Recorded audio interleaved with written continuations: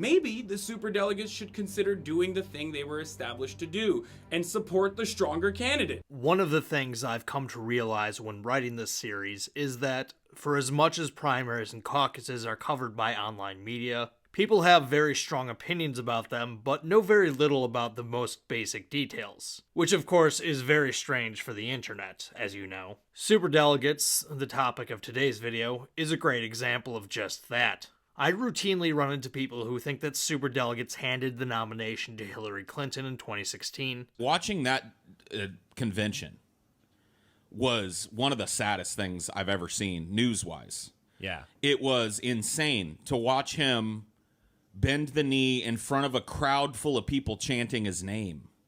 Like, that delegation was clearly there for Bernie, and one by one, their superdelegates and representatives stood up and handed it to Clinton. This did not happen. Hillary Clinton won more pledged delegates, that is, delegates that are appointed based on actual votes and contests, by a count of 2,218 to Bernie's 1,833. She also got over 3.5 million more actual votes than Bernie did. Another thing most people don't seem to know that I've talked about on this channel before is that the Republican and Democratic parties are fairly unique in having actual elections to decide their nominee, and that this whole thing is relatively new. In most democratic countries, parties choose their candidates for elections with no input from the voting public. Remember this the next time people tell you we need to have politics more like Europe. Also, other political parties within the United States, such as the Green Party and the Libertarian Party, decide their nominee at their conventions. This is how the Democratic Party did it until 1972, and the Republican Party until 1976. In 1976, the Democrats nominated Georgia Governor Jimmy Carter. He's not the sort of candidate party insiders would have nominated left to themselves. Carter had campaigned as both an outsider in Washington and an outsider in the Democratic Party. Sadly, as I write this video, President Carter is in hospice care. His path to the nomination and how it changed the Democratic Party would make an interesting topic in its own right. But we'll have to save that one for another time. When Carter beat Ford in '76, people within the Democratic Party looked favorably on the new primary process. By 1980, though, Carter was viewed as a failed president, and he lost to Reagan in a landslide, giving up the Senate to the Republicans along with it. At this point, party insiders decided they were going to take back a modicum of control over the process. As Elaine Kamarck writes in Primary Politics, the failure of the Carter presidency had resulted in a shift even among some former reformers, who now argued that the party needed to nominate well-known Democrats like Kennedy or Mondale and stay away from unknown quantities like Jimmy Carter. In practical terms, this meant rewriting the rules to favor candidates who won at the state level, especially in big industrial states, where traditional Democratic Party constituencies, including labor, remained strong. In 1980, Senator Ted Kennedy's challenge to President Carter had been seriously hampered by the fact that his late wins in these states yielded him few delegates because of the workings of proportional representation. By the same token, the large industrial states, many of them strongholds of the traditional Democratic Party, had suffered sharp decline in their influence over the party's choice of nominee. As I've discussed previously on this channel, President Carter used the advantage of incumbency to arrange the sequence of primaries and caucuses such that the calendar was front-loaded with a lot of southern states, giving him an advantage over his opponents by being able to build momentum early. This ordeal is a great reminder that our two large political parties are not monoliths, but rather collections of interest groups and constituencies that are constantly battling for control. Cheap rhetoric about our political parties having some homogenous agenda may be appealing and persuasive to conspiracy-minded folks, but it doesn't hold up well when you take a closer look. In order to take the Democratic Party back to its roots of organized labor, people within the party decided to scale back the democratization of the process. The Hunt Commission of 1981, named after Democratic Governor of North Carolina James Hunt, formed in order to reform the primary process in such a way that would produce a more favorable candidate for upcoming elections. Louisiana Congressman Gillis Long, nephew of famed Louisiana Senator Huey Long, came to the Hunt Commission with a proposal that would allow elected officials within the Democratic Party to attend the convention as unpledged delegates. As Kamarck writes, the proposal created a significant portion of the 1984 convention delegates, 14%, who would not be allocated to presidential candidates on the basis of any public demonstration of presidential preferences, such as a primary or a first-tier caucus vote. These were the first superdelegates. The proposal got the backing of people within Ted Kennedy's camp, as well as former Vice President Walter Mondale's camp. Perhaps most importantly, John Perkins, the head of the AFL-CIO, backed the proposal, as he thought it would strengthen the political clout of Midwestern industrial states. While the point of superdelegates has been to give party insiders more say in who the party nominates, they've arguably never played that role. Since 1984, the superdelegates, who vote at the convention, have never gone against the candidate who won the most pledged delegates. The only time they were ever decisive was in 1984, when, between Jesse Jackson, Gary Hart, and Walter Mondale, no one had enough pledged delegates for the nomination straight up, so the majority of the superdelegates went to the candidate who had a plurality, Walter Mondale. The majority of superdelegates have always gone with a candidate who wins the most pledged delegates and gets the most votes, even if that superdelegate said they were going to support another candidate initially. As Nate Silver wrote back in 2016, superdelegates often switch allegiances, and that Clinton knows this all too well. It's exactly what happened to her in 2008 during her loss to Barack Obama. According to the website Democratic Convention Watch, Clinton began with a substantial advantage in superdelegates, leading Obama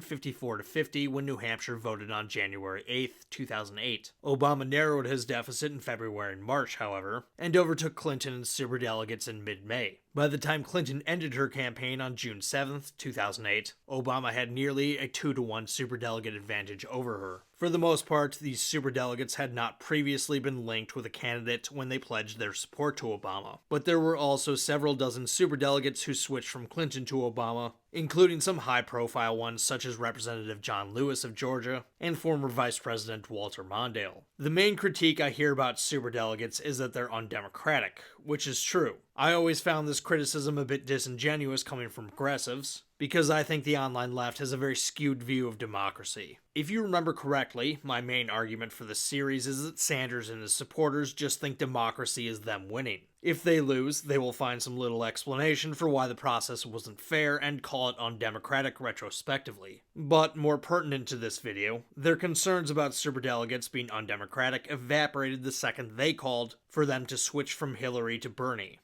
But with Trump's favorability catching up to Clinton, we should maybe rethink the concept of superdelegates and why they were built into the system in the first place. And that's not to vote for whoever makes the establishment feel more comfortable, but to elect a stronger candidate for the general election when the electorate fails to do so. With every poll showing Bernie beating Trump by a much wider margin than Hillary, and with Hillary losing the independent vote against Trump that Bernie wins by 22 points, maybe the superdelegates should consider doing the thing they were established to do and support the stronger candidate. So even though I believe superdelegates represent an anti-democratic method for party elites and insiders to subvert democracy and install their preferred candidate in violation of the will of the people, is it too much to ask that they at least do the one job that they're actually supposed to do and vote for the candidate with the best chance of winning the general election? And by they, I don't just mean online leftists. I mean Bernie Sanders himself. If you do not secure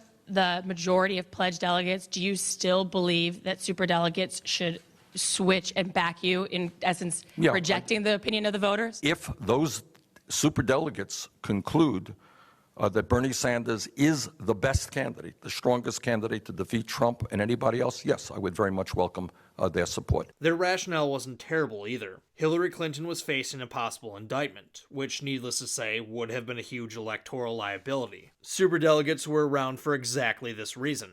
If a majority of people, in a close race, chose a candidate who was unlikely to win a general election, superdelegates would side against the majority and go with a candidate who is more likely to win. Superdelegates are there for a break glass in case of emergency type situation, and arguably this was an emergency. Again, Hillary got the majority of delegates and votes, and while she did not get indicted, her email server controversy did serve as a political albatross around her neck. Would Bernie have won the general against Trump if the superdelegates went with him instead? We will never know. That wasn't the online left's only concern about superdelegates, though. Their other main issue is far more of a criticism of the media than it was the DNC. People like Cenk Uygur accused the media of showing superdelegates in the count, which made it look like Hillary had a way bigger lead than she actually did. I can't believe that all of those reporters don't know that superdelegates haven't voted yet. Except that they do know. They do know. I mean, this is not like, okay, day one, fine. You did all that research to call them all up. You want to use your research. But we've gone through this so many times now over the last few months. You know what you're doing. You know how you're trying to skew the results, how you're trying to fool people into thinking your lead is bigger than it is. They have heard that. They've thought about it and they've said, no, we're going forward. We're going to continue to use that. And that tells you all you need to know about those media outlets. But when it comes to this, they're like, yeah, let's put our thumb, let's put our elbow, let's put our whole body on the scale for Hillary Clinton and say the superdelegates have voted when they haven't voted. Let's commit an atrocious act of journalism and let's all do it. Yeah. And bias? Yeah, of course we're biased against Bernie Sanders. Screw Bernie Sanders. That is what the so-called journalists in this country have screamed to their audience. This, despite the fact that, as we established earlier, superdelegates can and will switch before they vote at the convention. The progressive concern was that this gave a misleading perception that Bernie Sanders had no chance of winning, and therefore turnout was depressed on his side. And to a certain extent, it makes sense. If people thought he had no chance of winning, why would they take time out of their day to go cast a ballot in his favor? This line of reasoning does make sense in a way, but there are a few problems with it. First, and most obvious, is that this could easily work the other way. If Clinton supporters already think she's got the nomination in the bag, why would they take their time and effort to go out and vote for her when the outcome is already known? Why shouldn't we assume that it depressed her turnout as well? Second, Cenk Uger's characterization that the media counted superdelegates is not how I remember the 2016 race. I remember the default on most websites showed pledged delegates, with the option of factoring in superdelegates.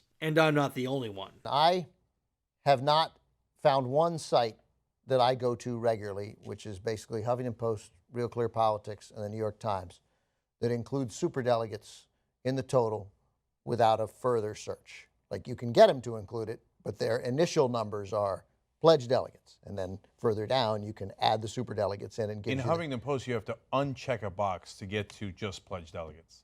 I don't. I'll includes show you. superdelegates. You don't. Right? No, I've done it 100 times. I did it twice today. We're looking at different sites on Huffington Post. Then I go to HuffPost Pollster. I don't know, and it's never there, ever. Okay, I have to literally, and I've done that a dozen times, uncheck to get just pledged delegates. To add to what Ben is saying, you may have noticed the fine print on the delegate count graphic I showed earlier from 538. It reads, the Democratic National Committee includes 712 superdelegates, usually elected officials and party leaders, whose votes at the convention are not bound to a candidate based on primary and caucus results. Because superdelegates can change their preferences before the convention, we are not including them in delegate targets. Bernie supporters love to complain about how unfair the establishment media was, often invoking a rather conspiratorial rationale for their supposedly slanted coverage. But once pretty much the CNNs, the MSNBCs, the Fox Newses of the world acknowledge that he is in fact leading and he has a real shot at the nomination, we will see a barrage of criticism that will be like anything we have ever seen before. Because if you thought that the smears of Bernie Sanders have been disgusting now, which they have been, you haven't seen anything yet. Because capital will not just, roll over and die. It's going to fight with everything it has. The media is part of the establishment, and Bernie was going to change things in Washington, and they just couldn't take that, so they had to stop him at all costs. Needless to say, I don't agree with that assessment, especially in 2016, but the media's treatment of Bernie Sanders warrants its own video in the series, so I'll just leave it at this for now. We know that the media does have its biases, and yes, among them include institutional bias, which would, in theory, endear the mainstream media more to Clinton than Sanders. That said, the media also has a bias towards the dramatic and sensational. And what's more sensational and dramatic? A primary where Hillary Clinton is essentially coronated, or one where she's in a heated race against an underdog with committed supporters. A dramatic race to the finish is simply better television than is a coronation. Most importantly, as I've stressed more than once in this series, the real problem isn't necessarily the claims that Sanders supporters make in and of themselves. It's that these claims are at odds with other important premises that are fundamental to their worldview. Let's say, for the sake of argument, that every media outlet counted superdelegates and made it look like Hillary was running away with the race. Could that suppress turnout and crush morale for Sanders supporters? Sure. Could it even influence some people to vote for Hillary Clinton instead? Sure. All the establishment press have counted it all along to make it seem that Hillary Clinton has a much, much bigger lead than she actually does. which gives her the perception of being the winner, which actually does affect voting. It's really frustrating, but some percentage of voters do get affected by that. But if you're going to say that, you should probably relinquish claims about people being heavily invested in progressive policies. The reason why so many progressives think that Bernie or someone like him would do well in a general election, if just given the chance, is that progressive policies poll well. The stuff we push for on the left, all of the polling shows that it's overwhelmingly popular. You know what the polls say? The polls show that we have the more popular positions. When you look at the polling data, going by the polling data, it polls over 50%. I've already seen polls. Go to any poll on the actual issues. Therefore, someone championing these policies will necessarily have wide appeal. So which one is it? Do people want to vote for a candidate who wins, or do they want to vote for a candidate who is in favor of policies they like? When talking about issue polling, progressives act like the public is knowledgeable on these policies and well-informed enough to know that what Bernie Sanders or some other progressive politician is offering is something that will tangibly improve their lives. Or conversely, a politician not being sufficiently progressive will earn them scorn in the eyes of the voting public. Earlier this year, after Joe Biden's State of the Union address, Cenk Uygur tweeted out, "The reason Biden's speech was popular is because he listed his agenda, which is very progressive. The reason his popularity goes down after speeches like this is because he never does his so-called agenda. He's not going to try and get any of these things passed, and everyone knows it." So, the public likes progressive policies, and they like it when Biden pays lip service to them. On top of that, they're plugged in enough to know that Biden is being insincere and has no intentions of following through. And remember, this is at least 2/3 of the country, according to Cenk. So, the public is very tuned into politics, and very issue-driven on politics. Yet, during the primary campaign, they're too stupid to toggle a feature on a website to learn the actual state of the race, leaving them totally ignorant on the actual status of things. This is having things both ways. The fact of the matter is, progressives love to cherry pick when outcomes are the genuine opinions of Americans, and which ones are fabricated. They insist that opinion polls are almost always reflective of how people genuinely feel about things, but election results cannot be taken at face value as they are surely the result of media manipulation. You know, Americans have really been brainwashed as a result of being fed this slop for years and years and years. Now, what's crazy is even with that propagandizing, which is overwhelming, even with that, if you poll people on their policy preferences, they are significantly to the left of the Overton window, which is allowed. The spectrum of debate that they say is debatable.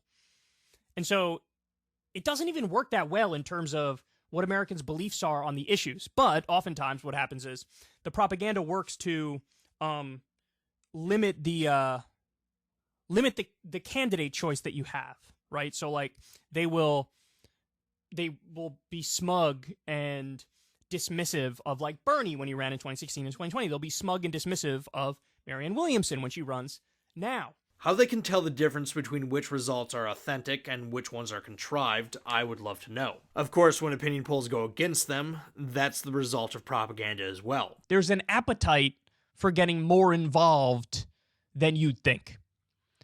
Now, the question is, well, how did this come about? How did we get to this point? And of course, I would submit to you that it's largely the media and the media focus and the lack of a real education on the various issues involved in this conflict. It's almost as if they have their belief that the country is progressive and they only accept evidence that supports that narrative. As of now, all signs point to Joe Biden seeking a second term. This likely means he will not have a serious primary challenge. And no, Marianne Williamson does not count. But if for whatever reason Biden does not end up running, we'll most likely be in for another heated primary battle. One where Bernie might just take a stab at it for a third time. I, for one, hope this happens. Like I said earlier, if nothing else, it makes for excellent television. The most recent poll I saw in the primary without Joe Biden comes from YouGov. Leading the pack is Vice President Kamala Harris at 25%. The online left loathes her. Let's be real, most people do, and for good reason. The funny thing is, she has more than twice the support Bernie Sanders has at 12%. This poll might be a one-off, but you can bet your bottom dollar. If this trend continues, we'll hear that for some reason, this isn't reflective of the public's true views.